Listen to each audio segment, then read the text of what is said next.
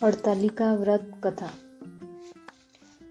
हरतालिका तीज व्रत भाद्रपद मास की शुक्ल पक्ष की तृतीया को किया जाता है। इस दिन शंकर पार्वती की बालू की मूर्ति बनाकर पूजन किया जाता है। सुंदर वस्त्रों, कदमी स्तंभों से ग्रह को सजाकर नाना प्रकार के मंगल गीतों को रात्रि जागरण करना चाहिए।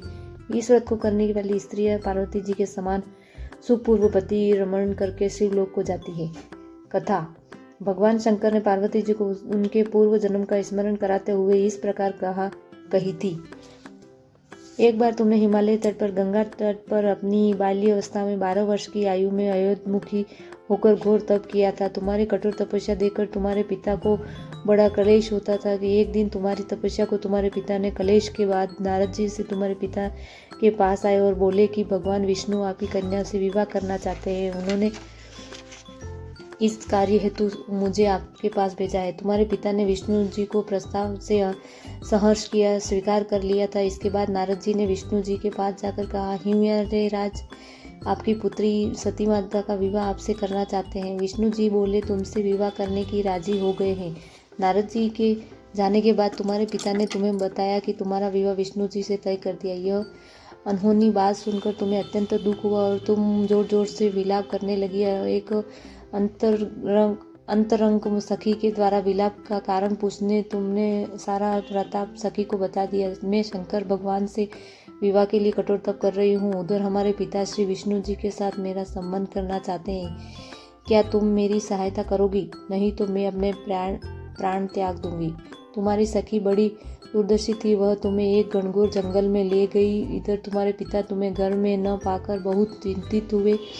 मैं विष्णु जी से उनका विवाह करने का वचन दे चुका हूँ। वचन भंग का चिंता से वह मूर्छित हो गए। इधर तुम्हारी खोज होती रही और तुम अपनी सहेली के साथ नदी के तट पर एक गुफा में मेरी तपस्या करने में लीन हो गई। भाद्रपद शुक्ल की तृतीया को हस्त नक्षत्र के तुमने रेत का शिवलिंग स्थापित करके व्रत किया और पूजन तथा रात्रि जागरण भी किया।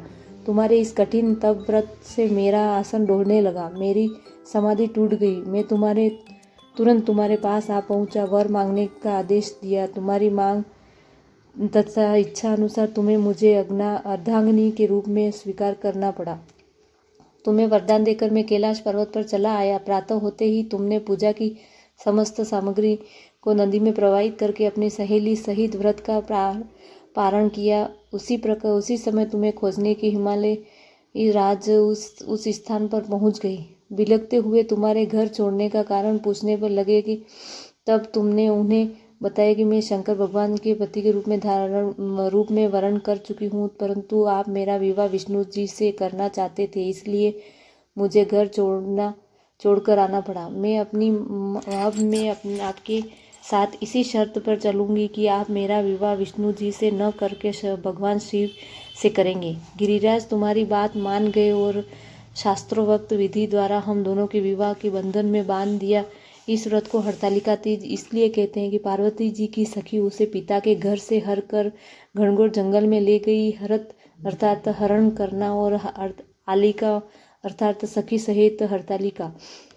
शंकर जी ने पार्वती जी से भी ये बताया कि जो स्त्री इस व्रत को परम श्रद्धा से करेगी उसे तुम्हारे समान ही अचल सुहाग प्राप्त होगा।